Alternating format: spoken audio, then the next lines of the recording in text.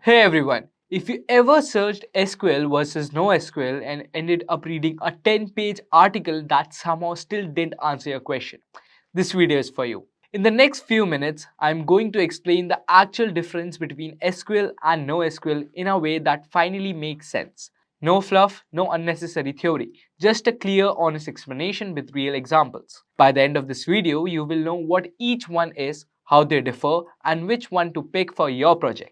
Let's go. Before comparing them, let's get one thing straight.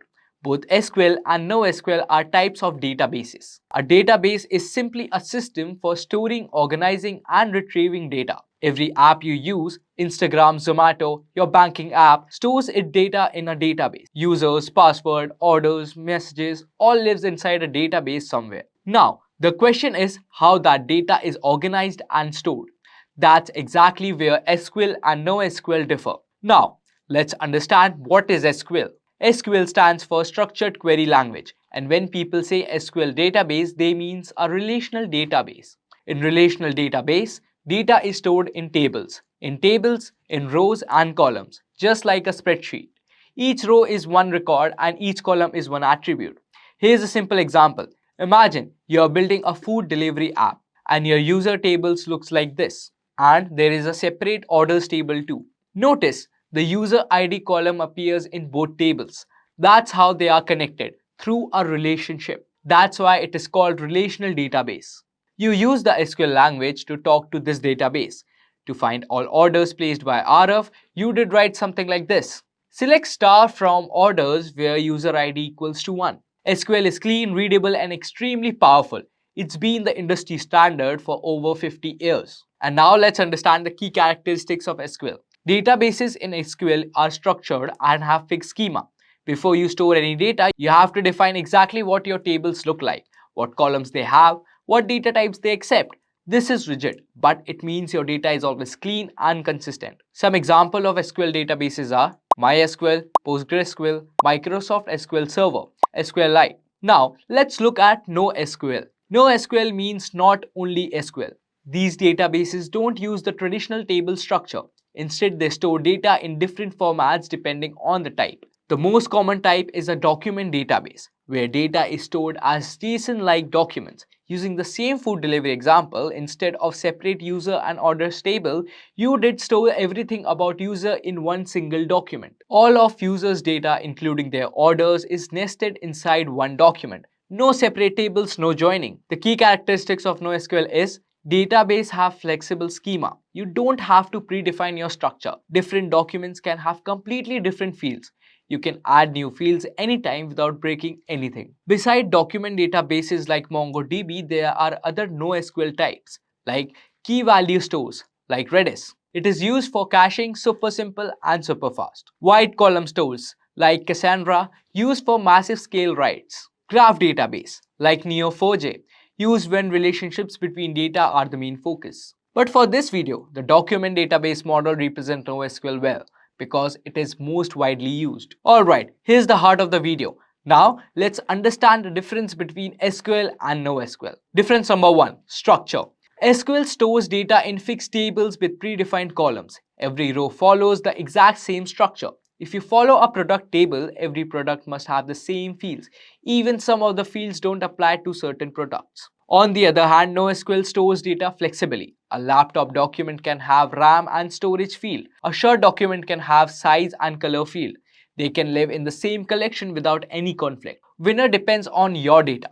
If your data is uniform and well defined, SQL structure is a strength. If your data varies a lot, NoSQL flexibility wins here. Difference number 2. Schema. SQL has a rigid schema. You define the structure upfront and the database enforces it strictly. You want to add a new column later, you run a migration, a process that modifies the existing table structure. On large databases, this can be slow, risky, and requires careful planning. On the other hand, NoSQL has a dynamic schema. You can start storing data immediately without defining a structure first. If you need to add a new field, just include it in the next document you insert. Older documents simply won't have that field. No migration needed. For fast-moving startups where requirements change weekly, NoSQL flexible schema is a huge advantage. For enterprise systems where stability matters, SQL strictness is a safety net. Difference number 3, scaling. This is one of the biggest real-world differences. SQL database scale vertically. That means when you need to handle more traffic, you upgrade to a bigger, more powerful server. More RAM, faster CPU, more disk space.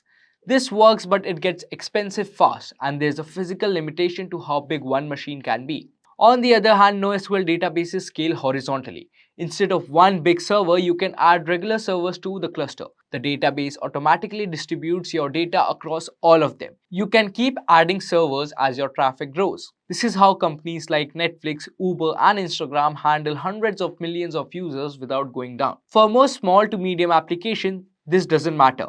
SQL will handle the load fine. But if you're planning for global massive scale from day one, NoSQL's horizontal scaling is a serious advantage. Difference number 4, data consistency. SQL databases follow ACID rules: atomicity, consistency, isolation, durability.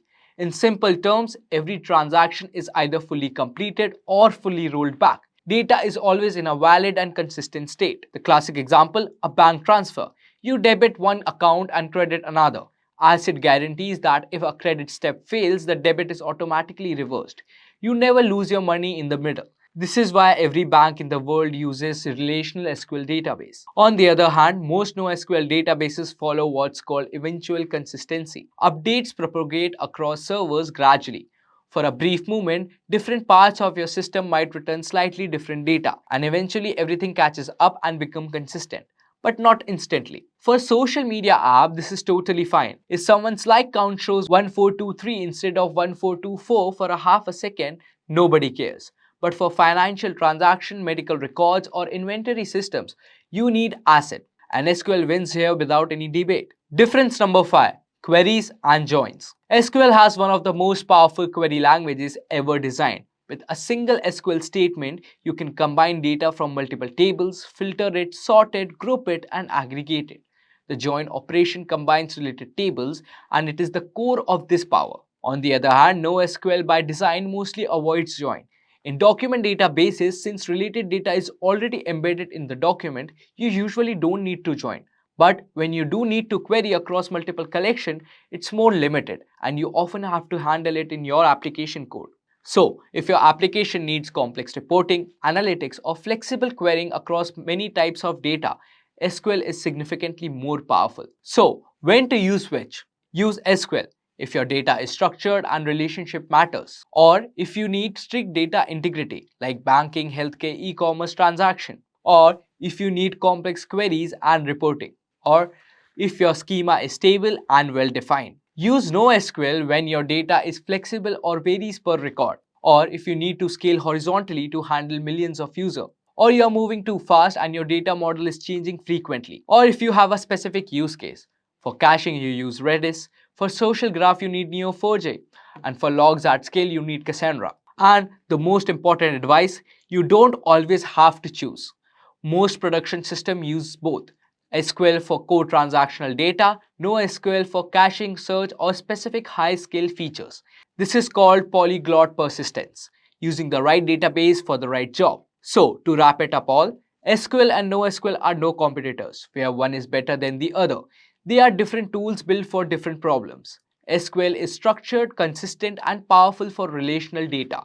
NoSQL is flexible, scalable, and optimized for specific data models and massive scale. Know the trade-off, know your requirements, and choose accordingly. That's what good engineering looks like. If this video cleared things up for you, drop a like and subscribe for more content like this. Thanks for watching, and I'll see you in the next video.